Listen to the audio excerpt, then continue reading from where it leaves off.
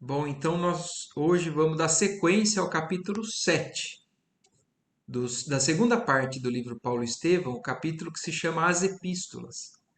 Então, nós nesse capítulo conhecemos o como que Paulo começou com a ideia, né? E nós vimos que isso, na verdade, veio de uma inspiração da própria esfera do Cristo.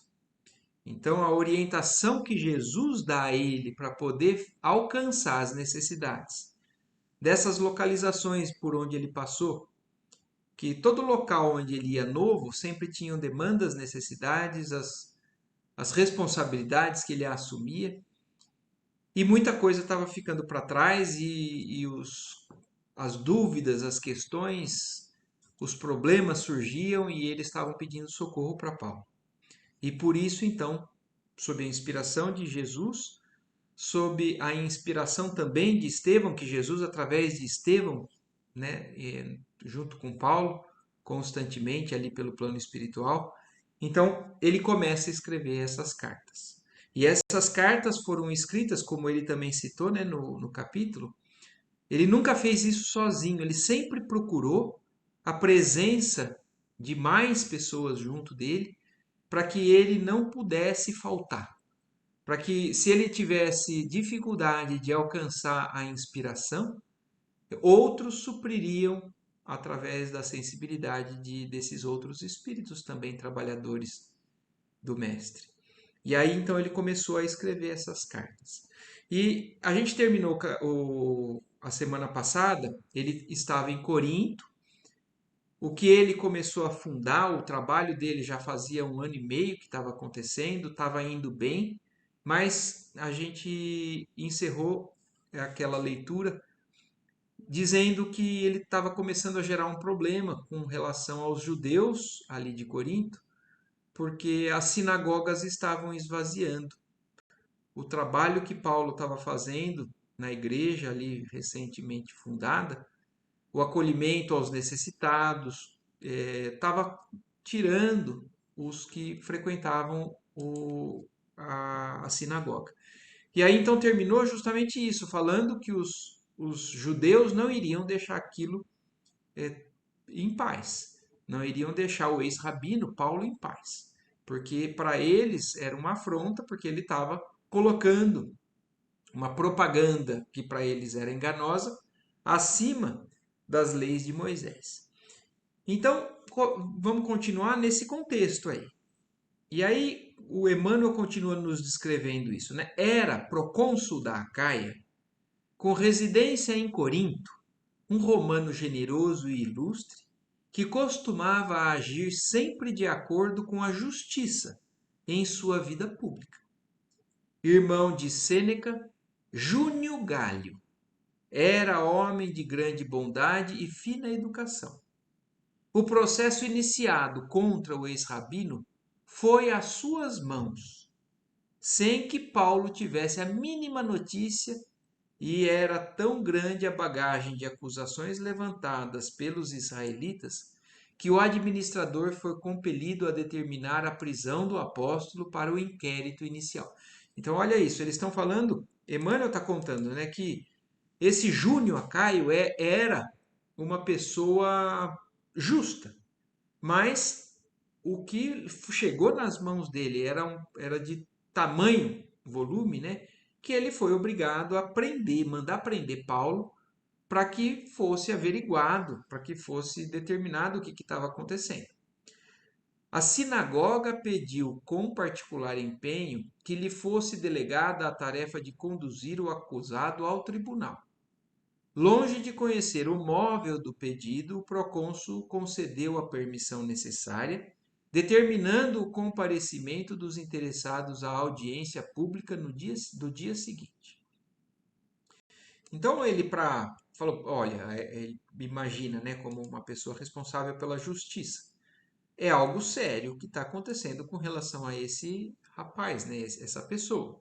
Então ele prendeu e aí fez o que os israelitas da sinagoga solicitaram, que levassem ele ao tribunal. De posse da ordem, os israelitas mais exaltados deliberaram prender Paulo na véspera, num momento em que o fato pudesse escandalizar toda a comunidade. Então, olha isso, a comunidade foi à justiça, pediu que a justiça tomasse providências, mas eles também resolveram agir pelas próprias mãos, para poder escandalizar a igreja de Paulo, ou a imagem de Paulo. Então, não só os responsáveis ali pela justiça do local prendessem ele, mas no momento em que eles julgassem mais escandalizador, eles foram na véspera prender Paulo por conta própria. À noite, justamente quando o ex-rabino comentava o evangelho, tomado de profundas inspirações, o grupo armado parou à porta, destacando-se alguns judeus mais iminentes que se dirigiam ao interior. Paulo ouviu a voz de prisão com extrema serenidade. Outro tanto, porém, não aconteceu com a assembleia. Então, Paulo, como a gente já percebeu no que ele vem passando, né? Ele já está lidando com tudo isso com uma certa serenidade.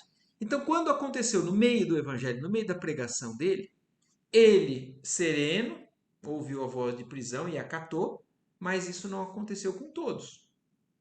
Cada assembleia era composta pelas pessoas que estavam se familiarizando e simpatizando com a proposta que Paulo estava dizendo, mas interiormente cada um tinha os seus impulsos, né? Então, eles ainda não tinham a mesma serenidade, a mesma postura de Paulo. Então, houve um tumulto quando resolveram prender Paulo ali no meio da igreja. Olha lá, houve grande tumulto no recinto. Alguns moços mais exaltados apagaram as tochas, mas o apóstolo valoroso, num apelo solene e comovedor, bradou alto. Então eles apagaram até para poder estabelecer a confusão, né?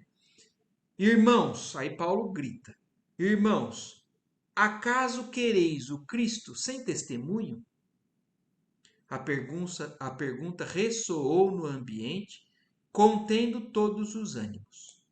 Sempre sereno, o ex-rabino ordenou que acendessem as luzes e, estendendo os pulsos para os judeus admirados, disse com um acento inesquecível: Estou pronto.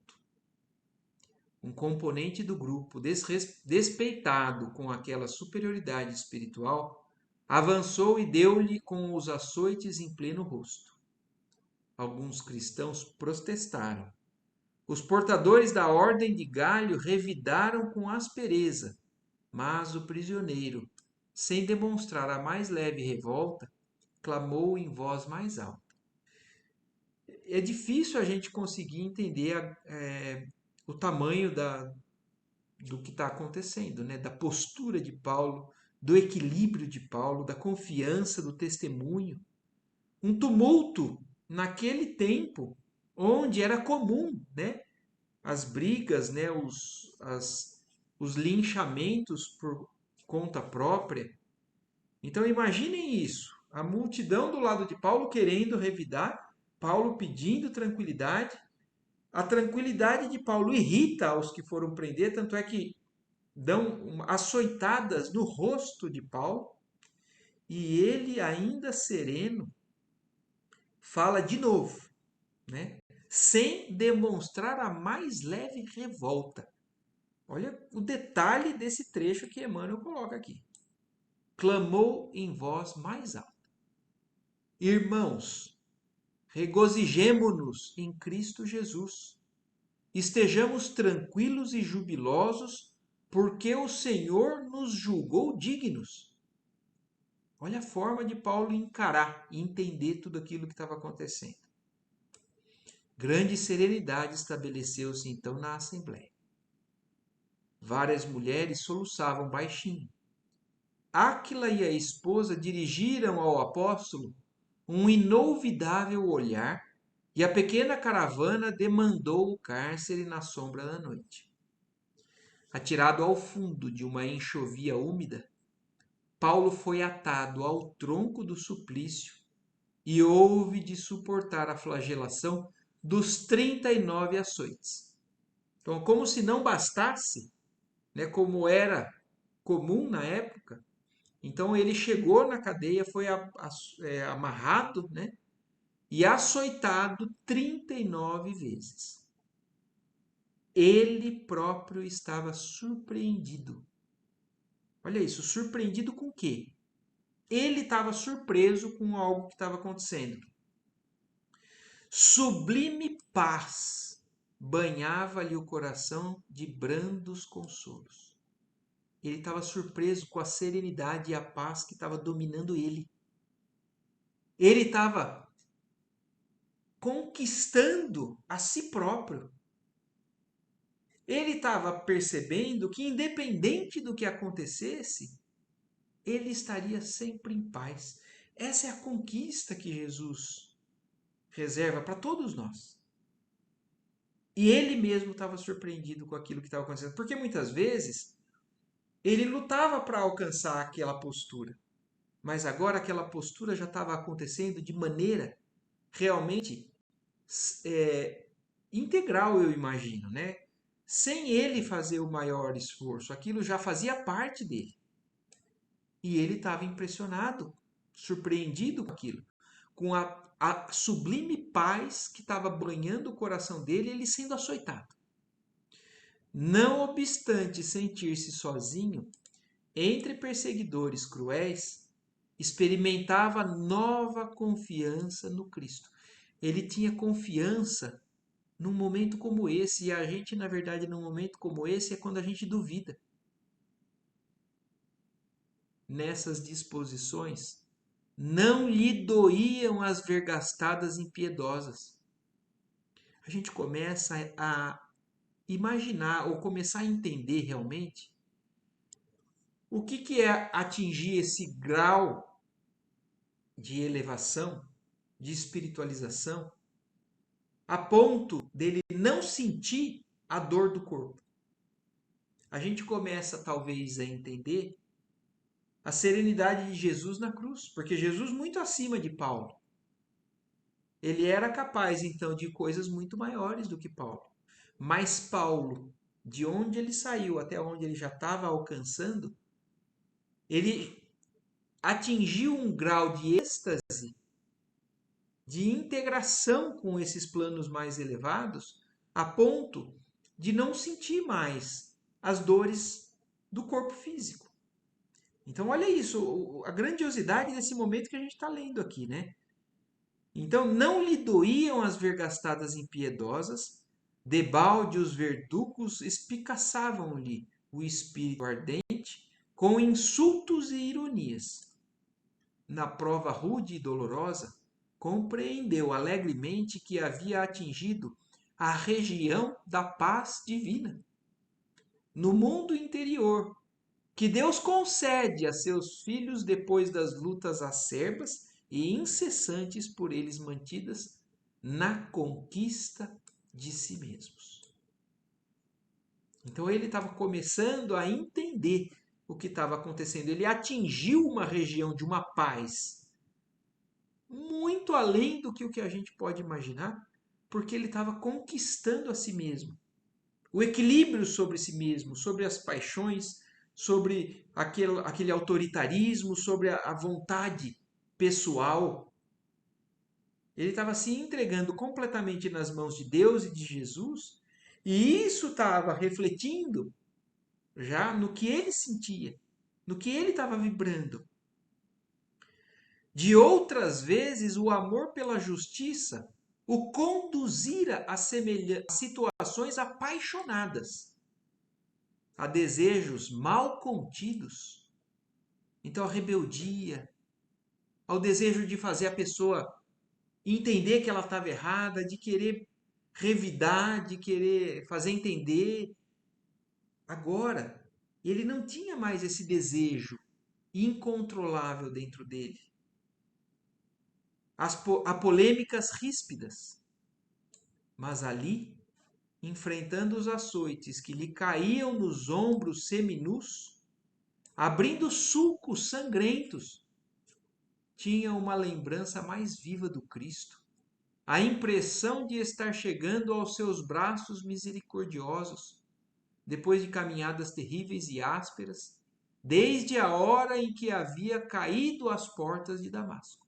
Então, essa sensação que o Emmanuel está descrevendo, que Paulo vivenciou nesse momento, é algo parecido, pelo menos eu estou me lembrando agora, para quem já leu, né, o livro há 2000 anos, da sensação da Lívia, quando estava ali no circo, que ela também chegou um momento em que ela estava no outro plano já.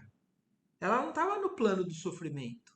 O espírito dela tinha atingido as esferas sublimes. E Paulo está descrevendo agora isso que ele está sentindo, e uma conquista de realmente entrar nesses reinos celestiais. Então, ele estava tendo a sensação de estar chegando nos braços de Jesus. Depois de tudo o que ele passou, sob uma tempestade de lágrimas e trevas, submerso em pensamentos sublimes, Paulo de Tarso sentiu o seu primeiro grande êxtase. Então, esse foi um êxtase mesmo que ele está descrevendo, que ele sentiu, foi o seu primeiro grande. Ele teve outros, né? Porque você está falando aqui que é o primeiro, ele teve outros. Mas aqui foi uma situação totalmente nova para ele. Ele conseguiu realmente atingir um nível de equilíbrio, de paz interior, de autodomínio, que até então ele não tinha. E então ele fugiu do sofrimento que ele estava sendo flagelado pelo corpo, né? Não mais ouviu os sarcasmos dos algozes inflexíveis. Sentiu que sua alma dilatava-se ao infinito, experimentando sagradas emoções de indefinível ventura. Então ele estava sendo chicoteado 39 vezes e ele estava tendo uma sensação de infinita ventura. Brando sono lhe anestesiou o coração. E somente pela madrugada voltou a si do caricioso descanso. Então ele entrou nesse êxtase, não viu o fim das açoitadas, e somente durante a madrugada é que ele voltou ao estado normal dele. O sol visitava-o alegre através das grades. O valoroso discípulo do Evangelho levantou-se bem disposto, recompôs as vestes e esperou pacientemente. Imagina, levantou depois de tudo que aconteceu, 39 açoitadas, bem disposto. Se recompôs, colocou a roupa, né, e esperou pacientemente o que pudesse acontecer. Só depois do meio-dia, 3 soldados desceram ao cárcere das disciplinas judaicas, retirando o prisioneiro para conduzi-lo à presença do procônsul. Paulo compareceu à barra do tribunal com imensa serenidade. O recinto estava cheio de israelitas exaltados, mas o apóstolo notou que a assembleia se compunha, na maioria, de gregos de fisionomia simpática, muitos deles seus conhecidos pessoais dos trabalhos de assistência da igreja. Então, apesar de terem, né, os israelitas exaltados, uma grande parte era composta pelos trabalhadores da igreja ali junto, pessoas que ele conhecia e que tinham semblantes simpáticos para ele, né? Júnio Galho, então ele era o juiz, né, em questão, aquele que iria julgar o que tinha sido solicitado a ele. Júnio Galho, então muito cioso do seu cargo, sentou-se sob o olhar ansioso dos espectadores cheios de interesse. O procônsul, de conformidade com a praxe, teria de ouvir as partes em litígio antes de pronunciar qualquer julgamento, apesar das queixas e acusações exaradas em pergaminho. Então, apesar de estar tudo muito bem escrito das acusações, ele, como um bom juiz, iria ouvir as duas partes para depois dar qualquer parecer. Pelos judeus falaria um dos maiores da sinagoga, de nome Sóstenes. Mas, como não aparecesse o representante da igreja de Corinto para a defesa do apóstolo, a autoridade reclamou o cumprimento da medida sem perda de tempo. Então, olha isso, né? Por algum motivo, o que iria defender por parte da igreja, do próprio Paulo, não compareceu. Não está descrito o porquê.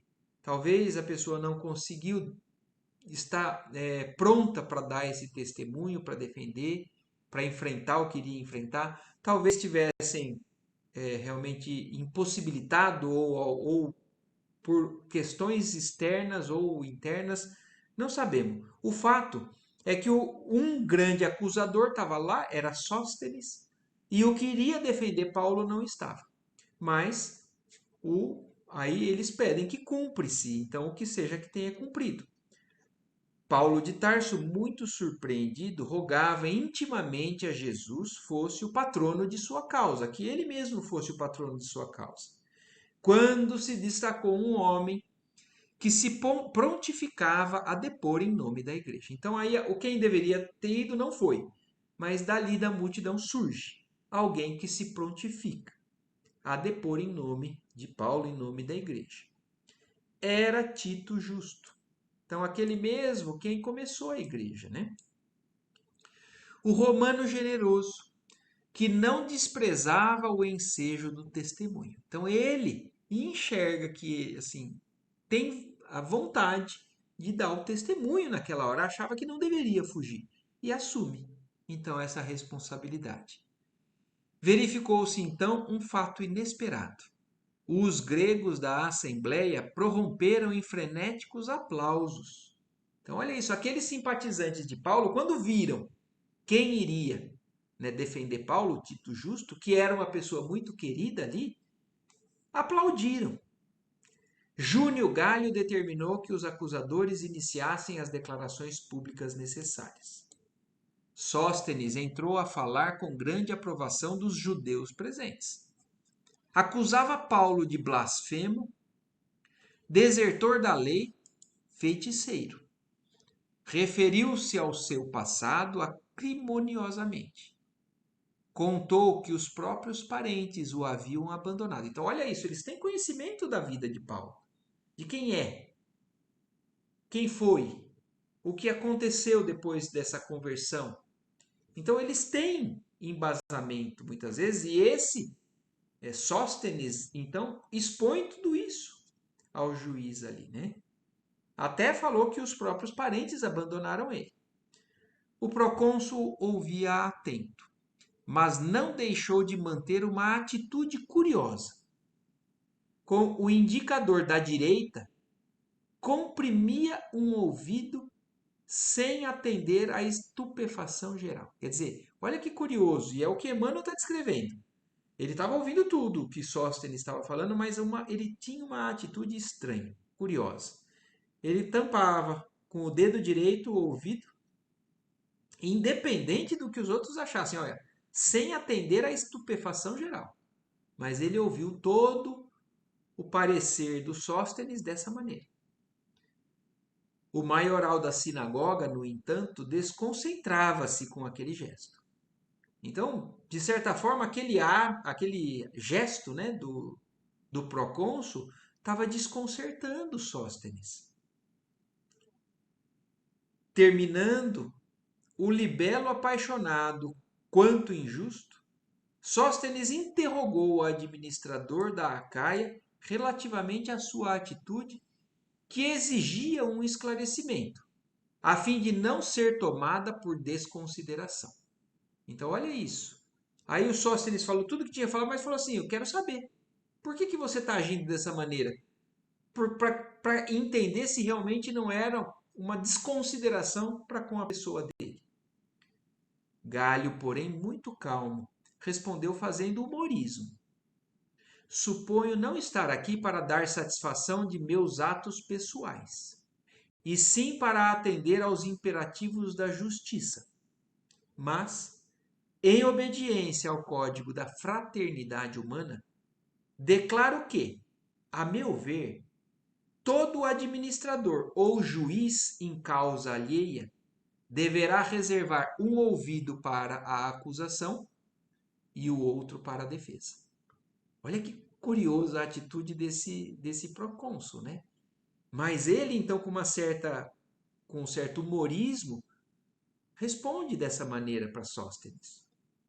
Enquanto os judeus franziam o sobrecenho, extremamente confundidos, os coríntios riam gostosamente.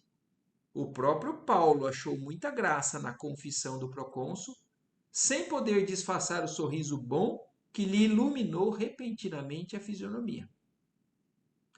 Passado o incidente humorístico, Tito Justo aproximou-se e falou sucintamente da missão do apóstolo.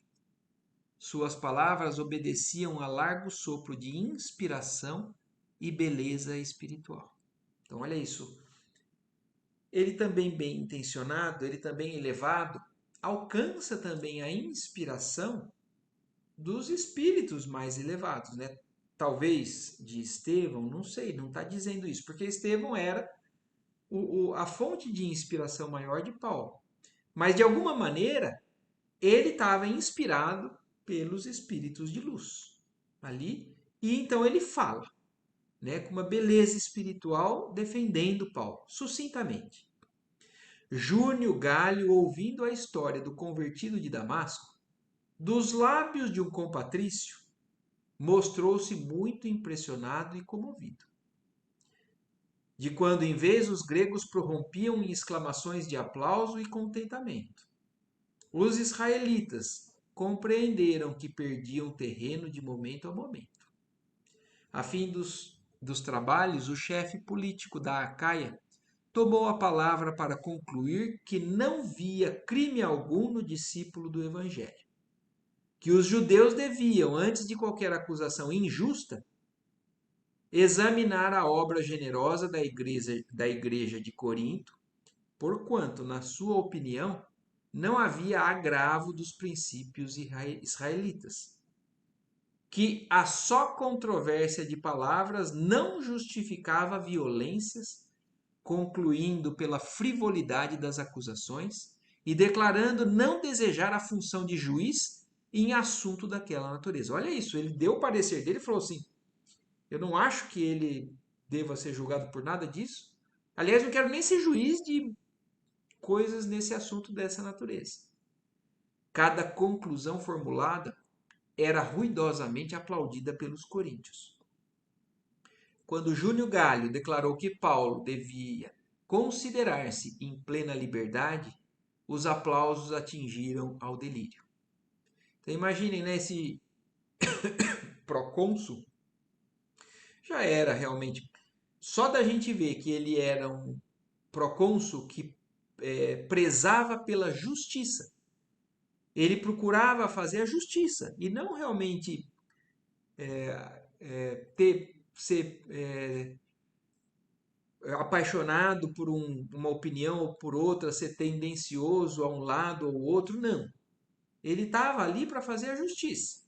E então isso já mostra um alinhamento com as leis divinas e por isso uma simpatia pela figura do próprio Cristo. E por isso que também decreta a liberdade de Paulo. A autoridade recomendou que a retirada se fizesse em ordem, mas os gregos aguardavam a descida de Sóstenes. E quando surgiu a figura solene do mestre, atacaram sem piedade.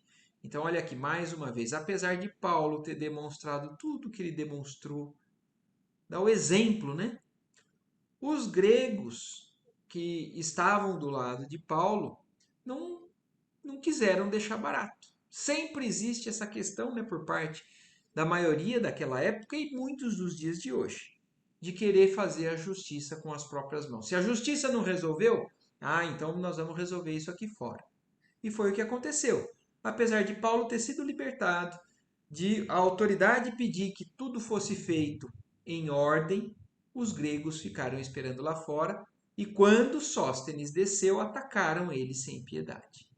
Estabelecido enorme tumulto na escada longa que separava o tribunal da via pública, Tito Justo acercou-se aflito do procônsul e pediu que interviesse. Galho, entretanto, continuando a preparar-se para regressar à casa, dirigiu a Paulo um olhar de simpatia e acrescentou calmamente: não nos preocupemos. Os judeus estão muito habituados a esses tumultos. Então, olha isso. Isso era algo comum entre eles, os apaixonados, né? Judeus ali que eram mais fanáticos e tudo mais.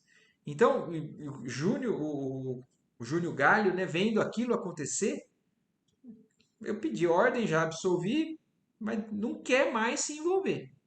Fala assim, não nos preocupemos, os judeus estão muito habituados a esses tumultos. Se eu, como juiz, resguardei um ouvido, parece-me que Sóstenes deveria resguardar o corpo inteiro na qualidade de acusador.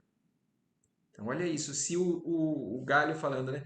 Se eu dei um ouvido para esse Cristo, né? Para esses que estão sendo acusados, parece que Sóstenes então deve entregar o corpo inteiro a eles. E demandou o interior do edifício em atitude impassível. Foi então que Paulo, surgindo no topo da escada, bradou, mais uma vez, essa alma iluminada, né, que é o exemplo desse livro, é o que a gente está buscando aprender com a vida dele, né? Olha, então, a gente está vendo uma trajetória de alguém que saiu de lá dos desvios completamente no sentido oposto. Percebe que está errado e começa uma trajetória e agora chega nesse nível que a gente está vendo aqui. Por isso que ele teve já essa sensação de êxtase, né? Com os planos celestes. E aí olha que Paulo fala no meio da confusão que o próprio Júlio Galho lavou as mãos, né? Irmãos, apaziguai-vos por amor ao Cristo. Porque quem estava batendo eram os novos cristãos. E como isso aconteceu e acontece ainda ao longo de toda a história da humanidade. Quanto sangue se derramou em nome do Cristo?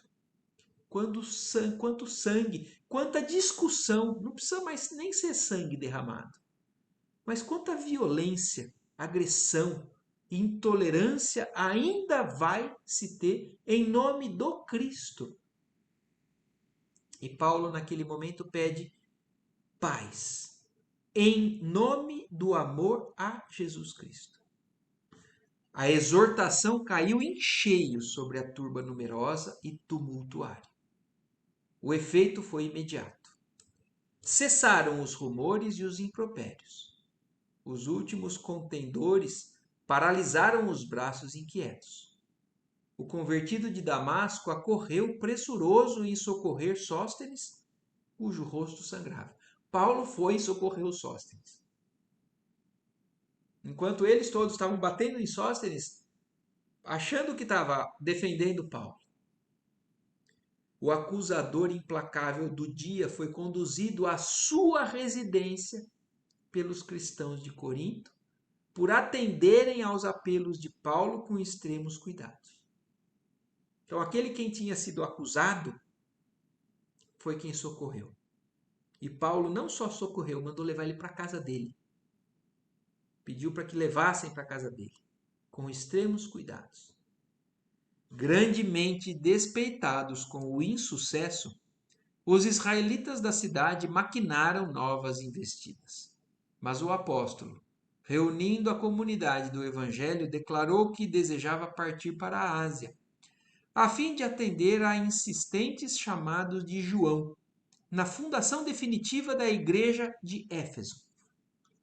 Então, Paulo, quando percebe que tudo tinha sido bem solucionado, mas percebendo que ainda eles não iriam ficar em paz, porque se a justiça não resolveu, como eu falei, né?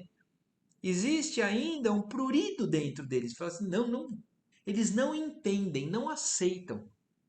E maquinam novas investidas. De alguma maneira eles vão acabar, eles vão querer acabar.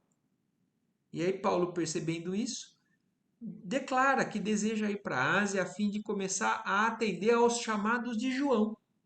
João Evangelista, né? Que por muito tempo ficou ali com Simão Pedro, né, e com Tiago, lá na Igreja do Caminho, lá em Jerusalém. Mas agora João estava fundando, né, então, uma igreja definitiva em Éfeso, e aí Paulo pretendendo ir para lá para ajudar João. Os coríntios protestaram amistosamente, procurando retê-lo, mas o ex-rabino expôs com firmeza a conveniência da viagem, contando regressar muito breve.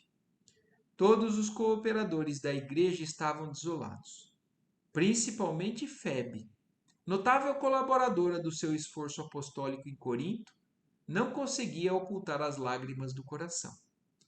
O devotado discípulo de Jesus fez ver que a igreja estava fundada, solicitando apenas a continuidade de atenção e carinho dos companheiros.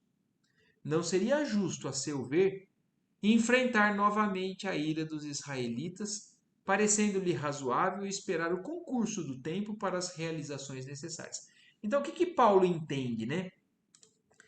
Fala assim, a igreja já está fundada, a semente já foi colocada, então agora eu não sou mais tão necessário. Aliás, nesse momento, se eu permanecer, eu vou instigar, né, a ira dos israelitas, e não é esse o intuito. Não é promover a discórdia. Então, se ele pode privar um sentimento ruim que brota num irmão, ele vai fazer isso, entendendo que ele já fez o que ele poderia fazer e eles só precisavam continuar. E também entendendo que era necessária a sua presença agora em Éfeso. Dentro de um mês, partiu em demanda de Éfeso, levando consigo Áquila e a esposa, que se dispuseram a acompanhá-lo. Despedindo-se da cidade, teve o pensamento voltado para o pretérito, para as esperanças de ventura terrestre que os anos haviam absorvido. Visitou os sítios onde Abigail e o irmão haviam brincado na infância, saturou-se de recordações suaves e inesquecíveis, e no porto de Cencreia, lembrando a partida da noiva bem-amada, raspou a cabeça, renovando os votos de fidelidade eterna, consoante os costumes populares da época. Então, para deixar Corinto, né, que ele tinha uma afeição especial, mas ele não se apega a isso, olha lá, mais uma vez mostrando a grandeza de Paulo. Mas saindo de lá, ele se despede, procura visitar o local onde Abigail e Estevão tinham morado, né? E ele, no porto, lembrando dela mais uma vez, renova os votos de fidelidade eterna e, pelos costumes da época, isso se dava raspando a cabeça. E Paulo então raspa a cabeça, voltando mais uma vez o pensamento ao amor que ele tem por Abigail.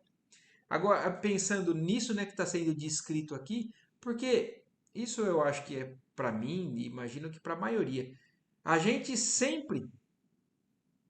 Não, então, essa não foi as cartas de Coríntios. Ele ainda não escreveu, viu, o Ádila? O Ádila. Ele está saindo de Coríntio, mas ele vai escrever a carta a Coríntio mais para frente. Então, do mesmo jeito que ele já tinha deixado Filipos, né, e outras, a Tessalônia, e aí pediram socorro para ele, ele resolve escrever uma carta quando ele já estava ausente. Então, agora ele só está deixando Coríntios. Mas o que eu estou dizendo, assim, me faz pensar, porque a gente fica imaginando, né? Como que é, né? É porque a gente é materialista, porque Paulo já não é mais matéria, há muito, já não era mais nem aí, né? Mas a gente fica tentando imaginar o semblante de Paulo, né, quando eles descrevem isso. E no filme, aquele filme Paulo, o Apóstolo de Cristo, ele tem uma fisionomia que talvez me remete, né, nesses momentos dessa descrição aqui do livro. E ele raspa a cabeça então. Depois de viagem difícil, repleta de incidentes penosos, Paulo e os companheiros chegaram ao ponto destinado. A igreja de Éfeso enfrentava problemas torturantes. João lutava seriamente para que o esforço evangélico não degenerasse em polêmicas estéreis. Então, João sozinho ali estava enfrentando as dificuldades naturais dos novos adeptos, né?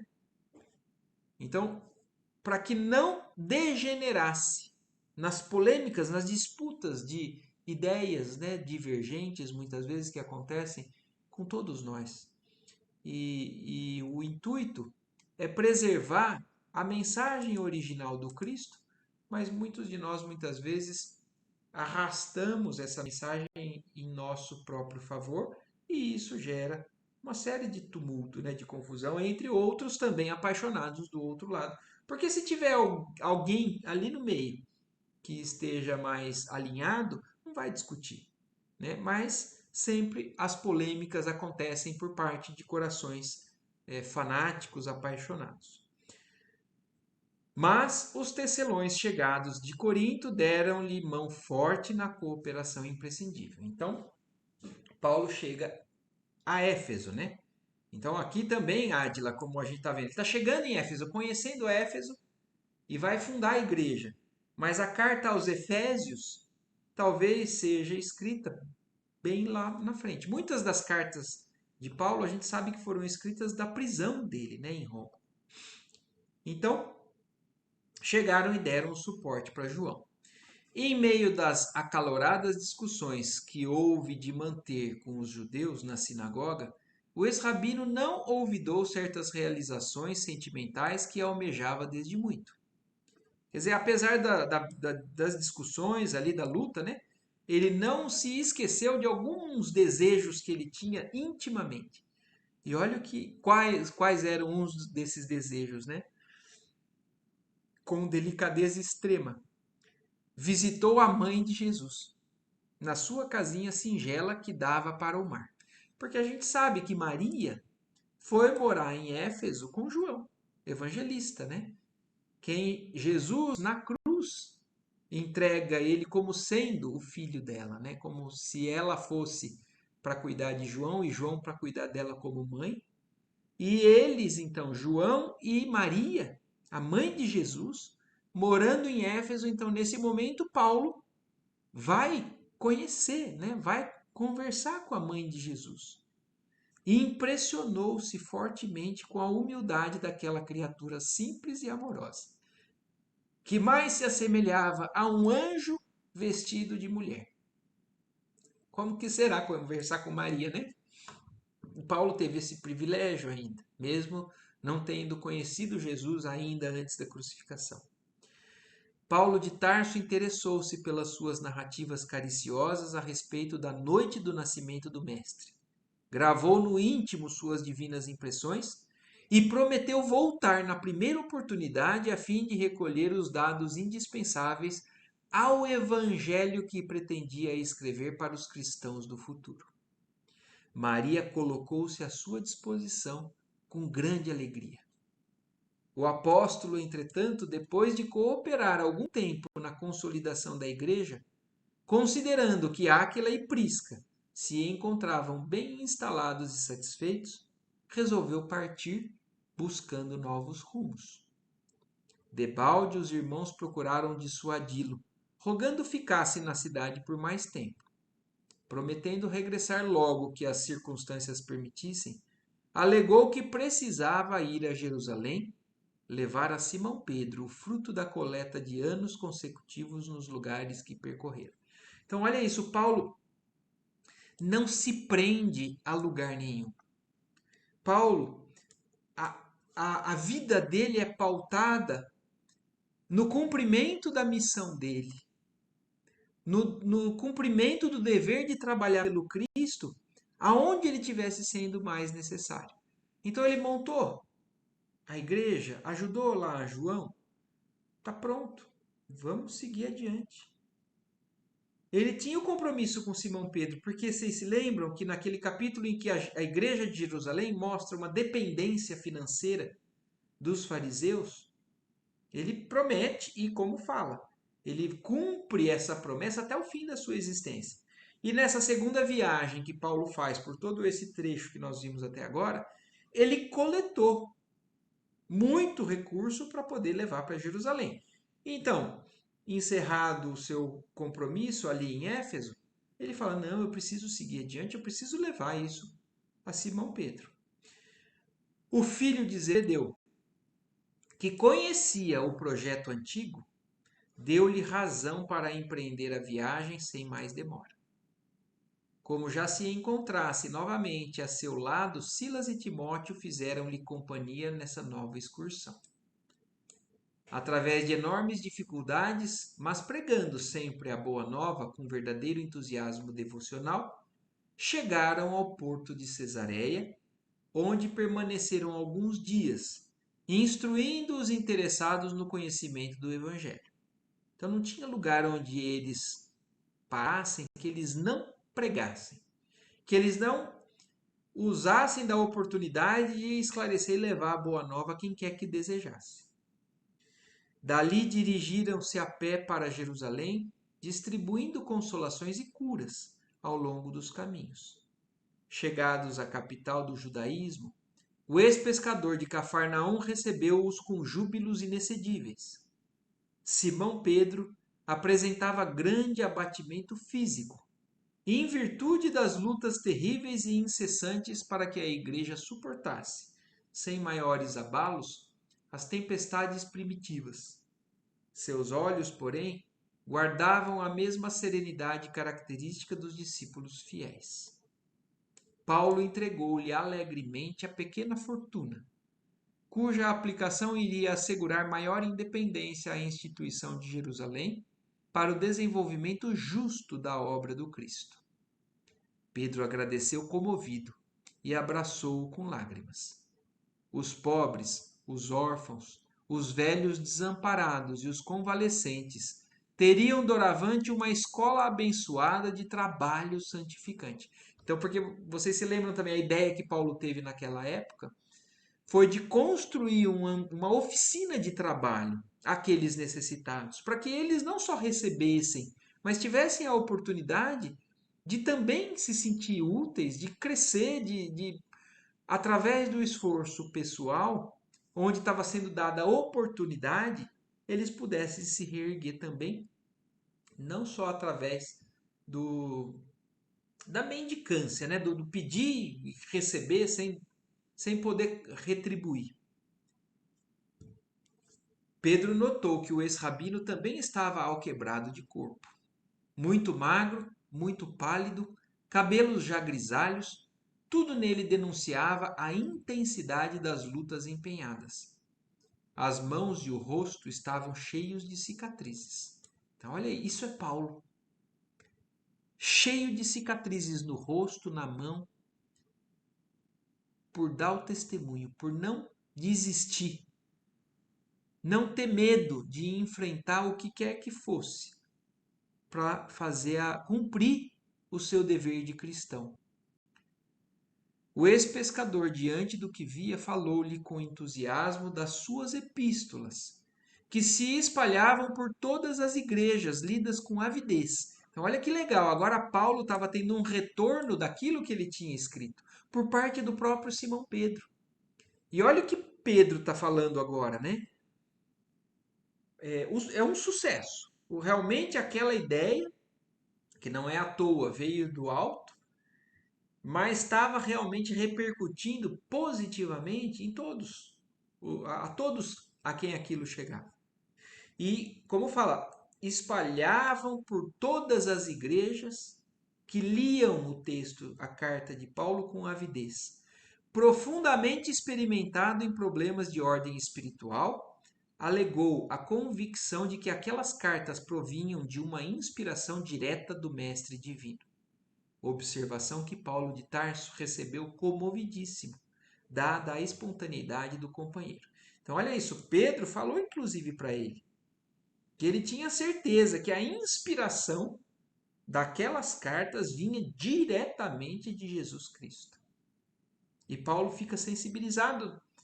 Tamanha a espontaneidade com que Pedro estava falando aquilo, não tinha nenhum tipo de bajulação. Além disso, acrescentava Simão prazerosamente: não podia haver elemento educativo de tão elevado alcance quanto aquele.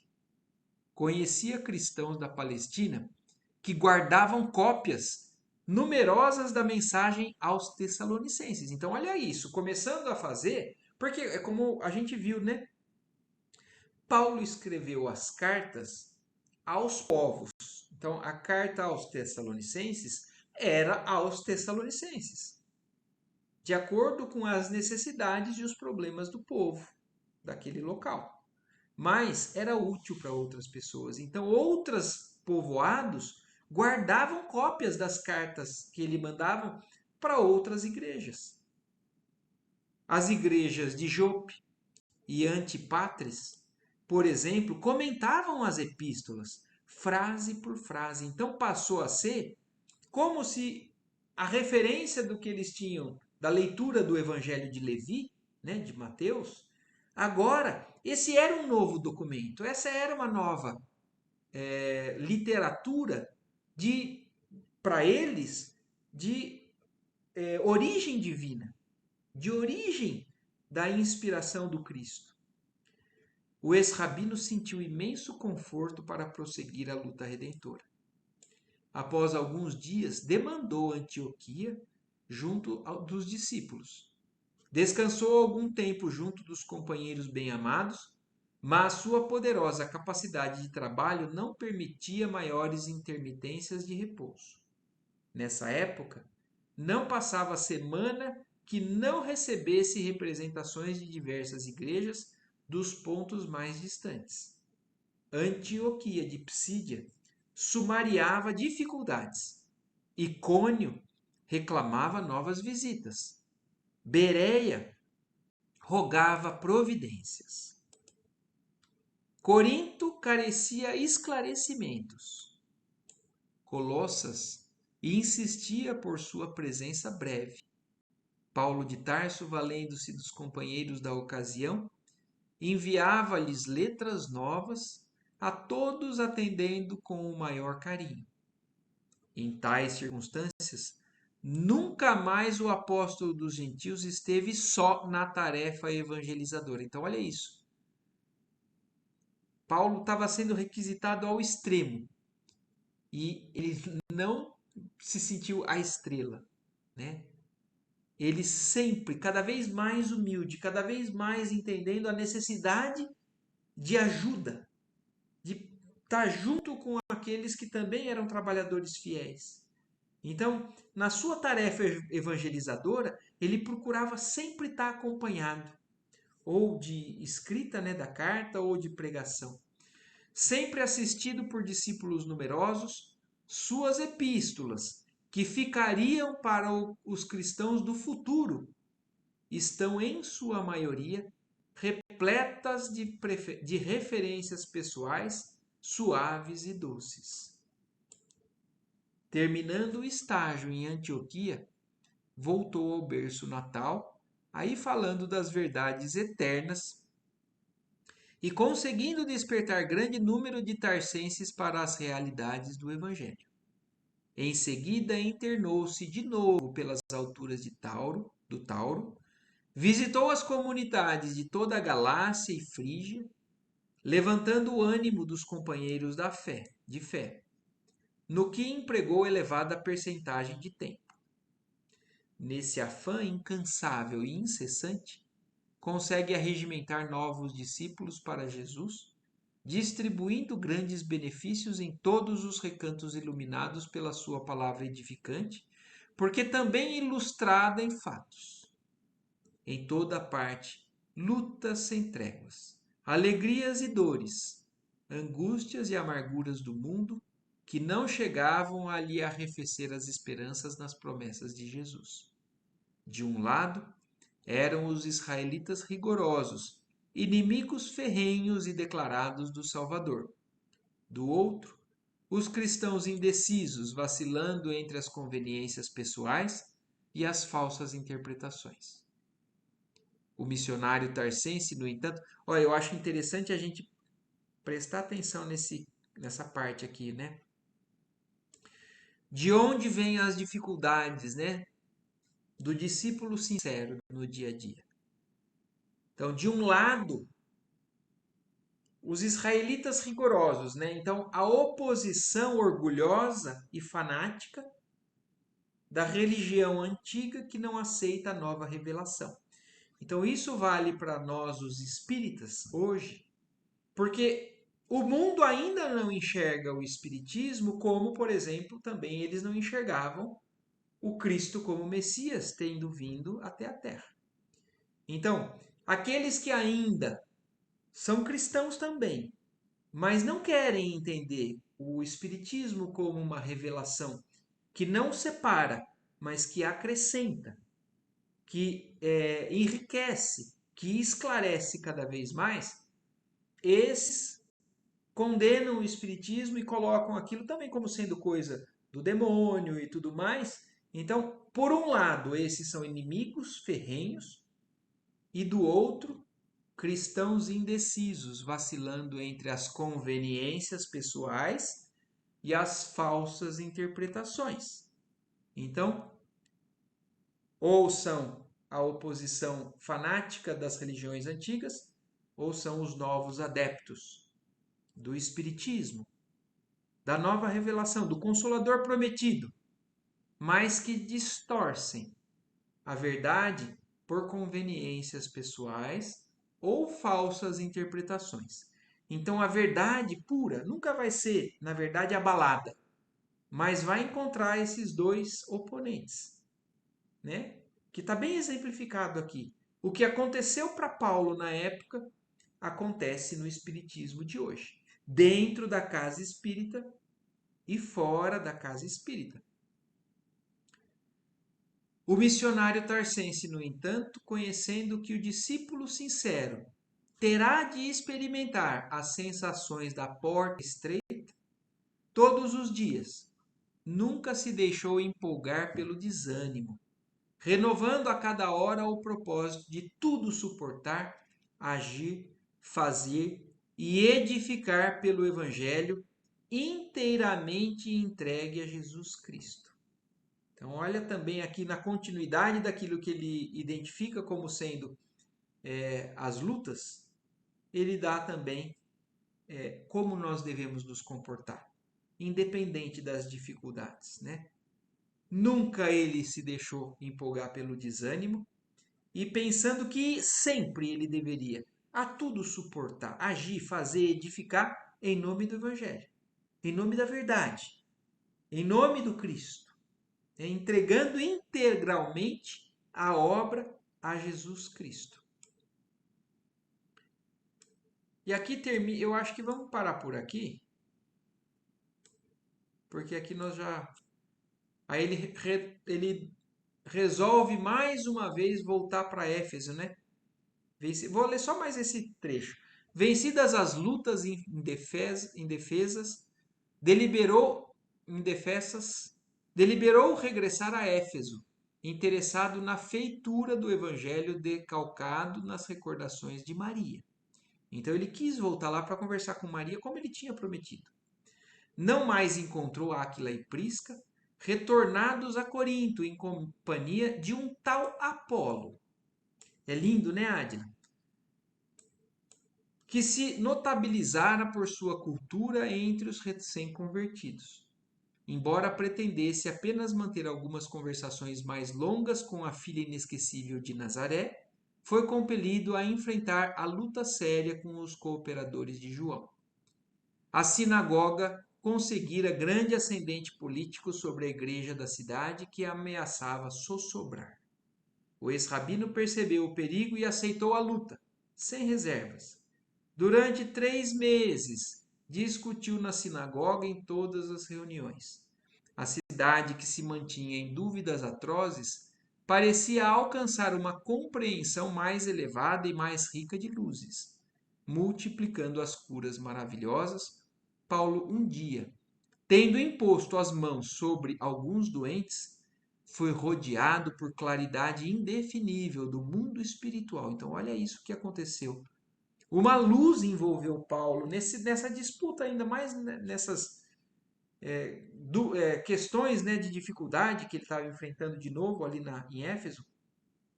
Mas num procedimento de cura, ele foi iluminado materialmente, né?